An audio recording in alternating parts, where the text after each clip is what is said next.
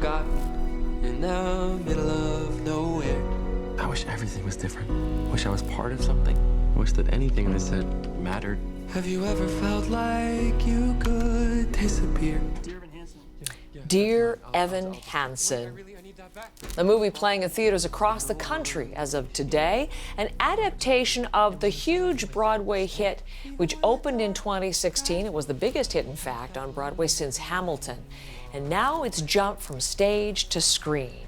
How does that work? When this premiered at TIFF earlier this month, well, critics were pretty strongly divided. So, given that, we thought we'd assemble, I don't know if you don't mind the Siskel and Ebert analogy, guys, thumbs up, thumbs down, but this is a first, because I don't think we've ever had two simultaneous reviews. So it's great to welcome Eli and Jackson to the program this morning, both weighing in on Dear Evan Hansen. Looking forward to this. Eli, anybody who doesn't know the story, tell us in broad strokes what it's all about. So Evan is nervous, anxious, battling depression. He is on medication. This is someone who going to high school every day is like a trial for him. And the title, Dear Evan Hansen, actually comes from something that his therapist, as you see there, has asked him to do. He's asking him to write these letters to himself to kind of boost his self-confidence. But I'll play you a little clip here. You can hear it. I'm not sure quite how well it's working. Let's take a look. Today, all you have to do is just be yourself. But also confident. That's important. And interesting, easy to talk to, approachable. But mostly just be yourself. You know, that's number one, obviously. Be yourself, but like a confident version of yourself. I've learned to slam on the brake before I even turn the key. The story of Dear Evan Hansen is built on this like Jenga tower of improbable events, right? So he writes this note to himself. In class, he decides inexplicably to print the note. The note gets picked up by this school loner named Connor. A few days later, we learn that Connor took his own life. Connor still had Evan's note to Evan on his person. Now, Connor's parents, after finding that note on Connor, decide that that means that Connor and Evan were best friends. Not only that, but now the school and people feeling horrible about what happened to Connor start to rally around Evan. There's a memorial created in Connor's name that Evan is very much kind of the front of. And so this original misconception, this lie, whatever it is that Evan kind of just went with, gets bigger and bigger, and his life starts to change, but, you know, maybe for not the right reasons. Okay, so that is the story, and the plot is the same from the stage version. But Jackson, did you notice any changes as it was moved from stage to screen? Well, as you said, that this is very much similar to the actual musical on stage, and it's actually perhaps a little bit surprising how much they hearken still to that same plot. They changed very little. I spoke to the chief critic of Vanity Fair, Richard Lawson, about his reaction to the movie, and he said they had 6 years to address the rot at Dear Evan Hansen's core. He used that word, rot, and they decided not to. As Eli said, it's about a lie, and it's actually being marketed as, you know, a come-together tale of redemption and hopefulness, which many critics are not having a easy time reconciling. There are some changes. Amanda Stenberg, who plays Alana, one of Evan Hansen's friends, gets her own song. Stenberg actually helped to write that song. Another piece of fan service that they did was to make Evan Hansen's actual best friend, Jared, outrightly gay. In the stage musical, people suspected it, and it was never really confirmed. That was a little bit of another point of contention with the musical on stage. But aside from that, it is very, very, very close, almost painfully close to the musical version. And when I spoke to Lawson, he told me that there are certain aspects of the plot that can get a pass in the smaller audience that is present in Broadway and the people that are willing to go see things on stage.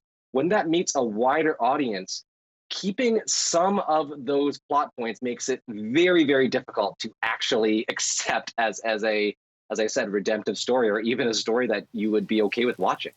Okay, this is not boding well for how you both really liked it. But here's another point that I have heard people just, people are kind of mystified, don't like it. This is the actor who plays Evan Hansen, Ben Platt, played him on Broadway then. Yeah. He's 27 now, and he's playing the part of a teen. So Eli, does it work?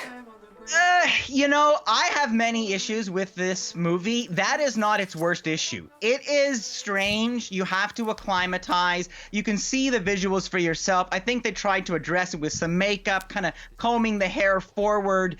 And look, we've had Jason Priestley doing 90210. Like, we've seen other actors trying to fit in with the use before. To be charitable, having 27-year-old Ben play Evan again. He is Evan, right? He is so strongly associated with it. And I think even his age just adds another factor that isolates him from the rest of his fellow classmates. But what bothers me, and it's that lie that Jackson meant, like, this is such a tough character to root for. He is this sad sack. He is shy. He is anxious. And then he is now basically enjoying the fruits of that falsehood and riding this new kind of wave of high school fame, all based on that original deceit. And so everything that follows, even though it's sort of a feel-good story, is still based on this kind of amoral decision that he made. I can't get past that. I don't know how you feel about that, Jackson.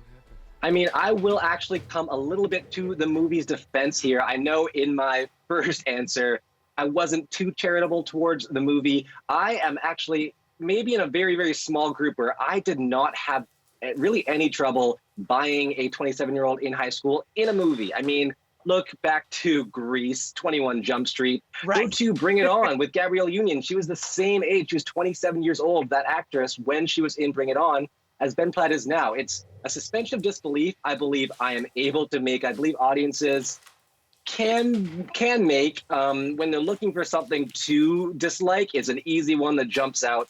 But even on the stage, Robert Marcus, when he was in Toronto, was not a high schooler when the show came to Toronto on stage. Ben Platt has been playing this for 5 years, so he's been in his 20s the entire time he's played this character on stage. So it's something that I'm very, very able to get past, to ignore, even though it is a little bit obvious if you're looking for something to pick up on. That's the easy one. Jackson speaking my language with the Grease reference. I am loving that. Okay, we've talked about how popular this was on Broadway. 6 Tony Awards, big success. Does it work as a movie? I think I know where we're going here. Jackson?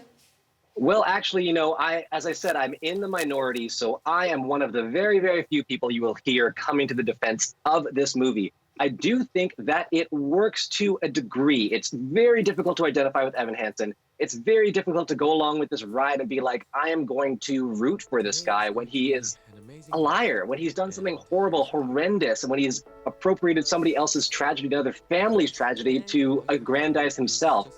That said, there are so many movies, so many stories where the main character is not sympathetic.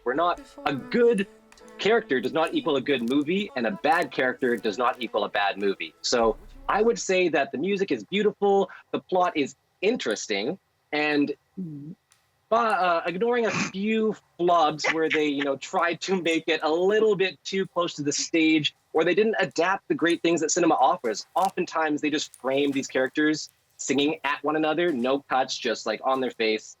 So I will say, with a caveat, it does work to a degree. Eli. Now Jackson kind of liked this, so he's trying to be kind, but I know there's one thing that bothers him and really irks me. This is an anti-musical musical. This is a musical where every time someone starts to sing a song, it's like they step into their own little lonely universe where they're just singing to themselves, and high school life goes on around them and no one can hear them. So the director is going for intimacy. He's going for intensity, but it doesn't have those, like, when I want a musical, I want people singing together, voices raised in song. This is not that movie. This is a totally different approach. So it robbed me of the satisfaction of one of those most amazing things of when music and movies and choreography all come together. It's just quiet and intense and soulful, and a musical that doesn't want to be a musical. And that's one of many of Evan's problems. Okay.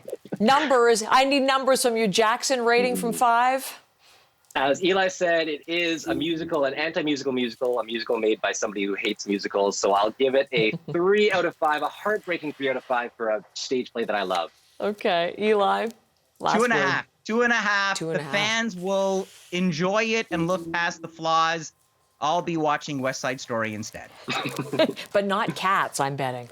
Not Cats. Not Cats. That didn't work either. I haven't heard Eli give a 2.5 for a long time. No wonder the online article says, what's so bad about Dear Evan Hansen? I'm getting the picture. Jackson, welcome back. I didn't figure out who was Siskel and who was Ebert. Both thumbs down, sort of, so it's all good. Great to have you, Jackson and Eli, both in Toronto. And there you go. Online, there's a piece as well if you want to read more.